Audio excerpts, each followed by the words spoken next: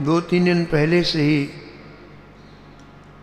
अनेक तरह के व्यंजन बनाए गए और उन व्यंजनों को एक बहुत बड़े कक्ष में, कमरे में रख दिए गए।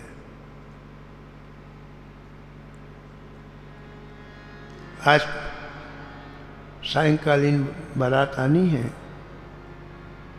तो घर के सभी लोग उनके स्वागत के लिए चले। हरिराम व्यास जी को कोई मतलब नहीं। उन्होंने देखा कि इतने अच्छे अच्छे व्यंजन बने हैं और हमारे संत नहीं पाएंगे। हमारे यहाँ इतने अच्छे अच्छे व्यंजन बने, हमारे संत ना पाएंगे क्या? जिसकी ममता जहाँ होती है ना, कोई चीज बनती तो पहले वो पाए, ऐसा मन में आता है। आपने देखा मौका बहुत अच्छा है, घर में कोई है नहीं, चलो संतों को बुला लाते। दौड़ करके आप यमुना जी के किनारे आए, चलो संत भगवान चलो चलो चलो। कहाँ चलना व्यास? अरे चलो भैया, प्रसाद पाने के लिए चलना है। अच्छा चलो अभी चलते। सैकड़ों संत आ गए। आपने महाराज कपड़े में पोटली बांध बांध करके एक एक संत को देना प्रारंभ किया। संतों ने कहा महाराज जय बोले, बैठ के बोले नहीं जी, सीधे जाना है, जमुना किनारे पाना है, वहीं पाना, वहीं जमुना जी का जल पीना है। 10 मिनट पूरा कमरा खाली कर दिया, एक लड्डू भी नहीं बचा, सब खाली। अब बड़ी खुश हुए कि चलो हमारे संतों के काम में तो आया। अब बैठ के अपना भजन करने लग गए। बारात को रुकवा करके उनके स्वागत के लिए जब सामान लेने आए उनके बेटे, देखा हमारा कमरा खाली, अब बन भी नहीं सकते इतनी जल्दी। अब क्या हो? ऐसा लगा कि महाराज बड़ी हंसी होगी, ये लोग क्या कहेंगे, चिंतित हो गए।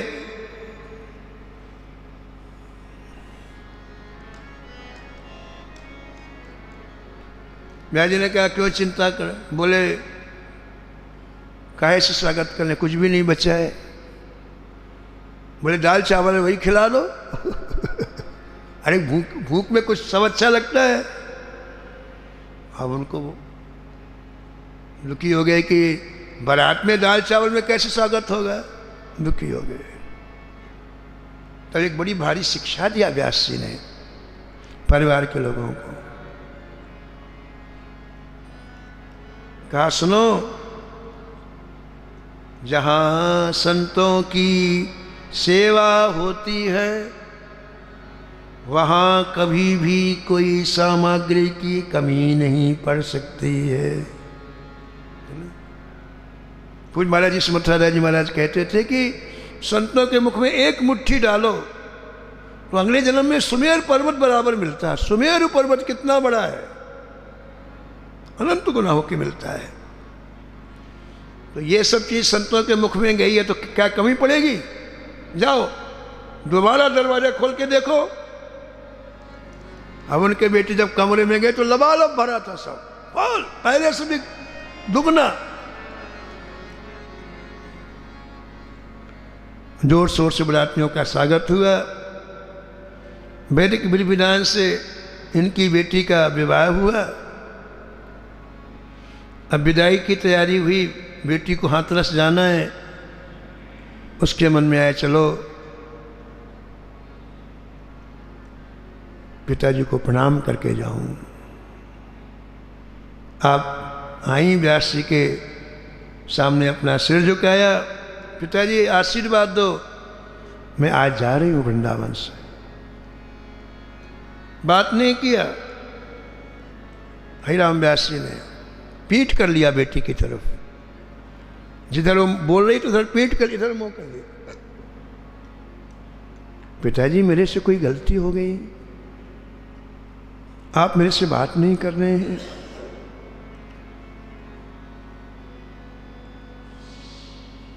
व्यास जी ने कहा जो वृंदावन छोड़ के जाता है उसका मैं मुख नहीं देखता हूं। मैं तुम्हारा मुख नहीं देखूंगा, तुम जाओ यहां से। शब्द कैसे लगते हैं? अभी आपने गोपाली बाई का प्रसंग सुना। ये महापुरुषों के शब्द भजन के शब्द होते हैं। एक ही शब्द काम कर देता है महाराज।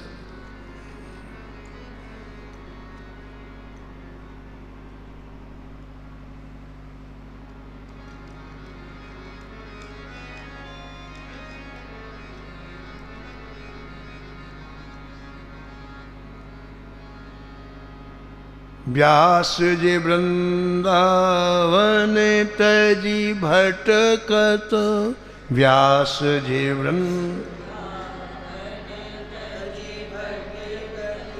व्यास जी वृंदावन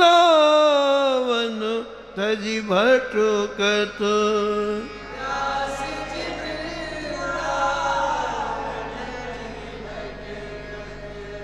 तासिर पन ही ठोको,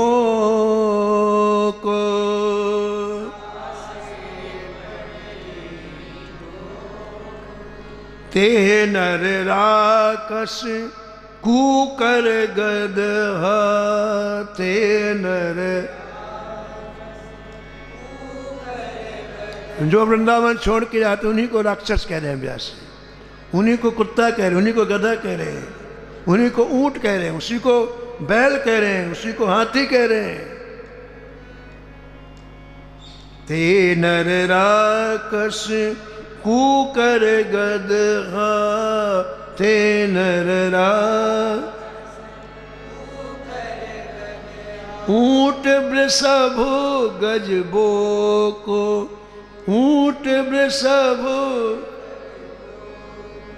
ऊंट वृषभ गजबो को, ऊंट वृषभ गजबो को। महाराज पत्नी ने, बेटी ने तत्क्षण पिताजी से कहा, पिताजी मैं प्रतिज्ञा करती हूं मैं इस वृंदावन की परिस से एक कदम भी कहीं नहीं जाऊंगी। मूल्यवान आभूषण उतार दिए, मूल्यवान कपड़ों की जगह उसने मोटे कपड़े पहन लिए। अब मैं शेष जीवन यही भजन करूं। ऐसा आपका उपदेश चाहे वो घर का हो चाहे बाहर वालों को था। एक बार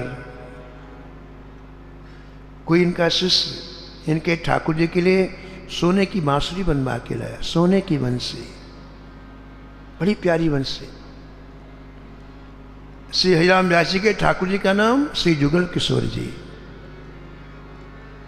हरिराम व्यास जी स्वयं सेवा करते ठाकुर जी की। तो सुंदर पोशाक पहना करके आज करकमल में बंसी धारण कराई। अब संयोग क्या हुआ कि बंसी थोड़ी सी मोटी बन गई।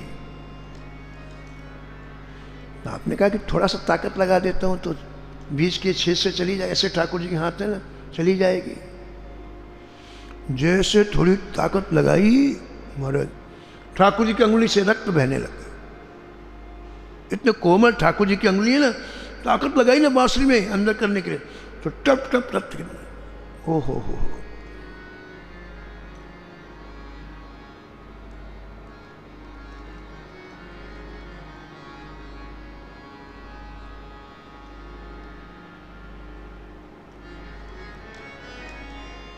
एक समय रची सुवर्ण बंसी, एक समय रची युगल किशोर ही दिए दुख ध्वंसी, युगल किशोर ही रहे न कर में छट छट पर, रहे न कर में व्यास कहो कत कर नहीं धरई, व्यास कहो कतु कर नहीं धरे। जब रक्त निकला ठाकुर जी की अंगुली से तो इतना पश्चाताप हुआ, मन खिन्न हो गया, मेरे कारण ठाकुर जी को दुख मिला। बंसी निकाल के रख दी, जमुना किनारे आ गए, बड़ा उदास मन। ठाकुर जी बंसी भी नहीं पहन पाए और देखो से अंगुली में ठाकुर जी को पीड़ा होती होगी।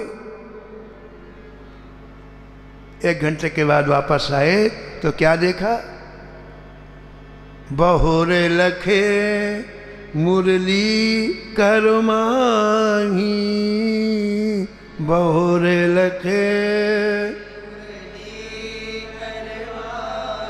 परे चरण तलु सजल तहाही।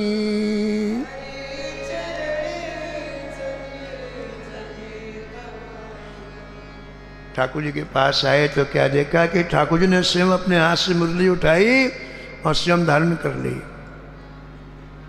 मुरली से जुगल किशोर जी का दर्शन करके गदगद हो गए, चरणों में गिर पड़े व्यास जी। त्राही माम त्राही माम त्राही माम। भगवान ने अपने चरणों में पड़ी व्यास जी को उठाया और अपने हृदय से लगा लिया। भक्त वत्सल भगवान की नमो नमो श्री भक्त सुमा।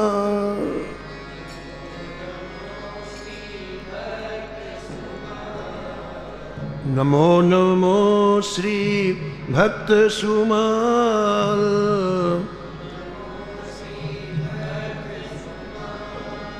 जाके सुनत महात्म नासत,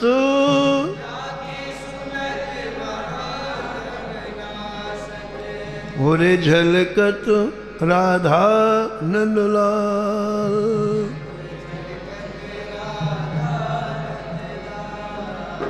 नमो नमो श्री भक्त सुमाल।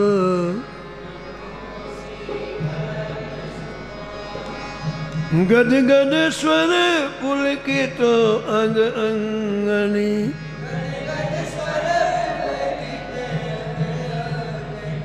लोचन बरसत हंसुअन जाल।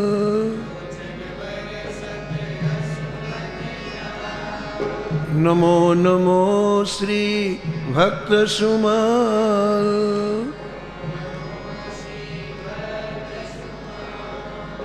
उतर जा तू अभिमान ब्याल विष,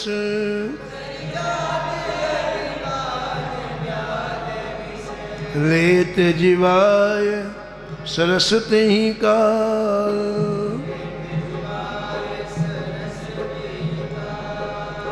नमो नमो श्री भक्त सुमाल।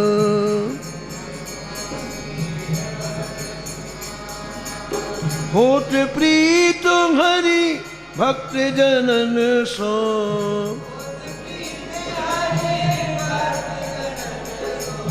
लेत शीघ्र हटि चरण प्रछाल।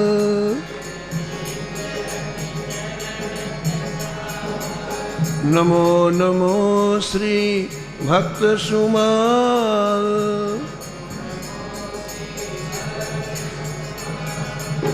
तजत कुसंगो लेत सतसंगति,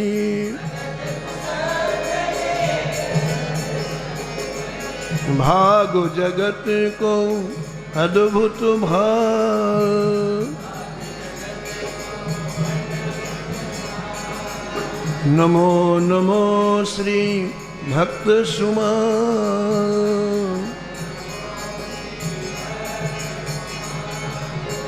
निशिवासर सोवत अरुजागत,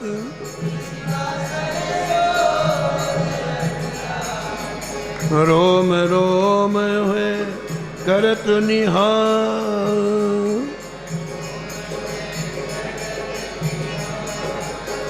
नमो नमो श्री भक्त सुमाल। श्री अग्र नारायण दास प्रिया प्रिय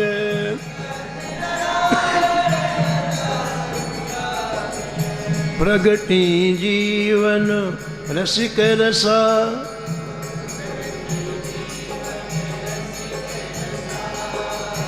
नमो नमो श्री भक्त सुमा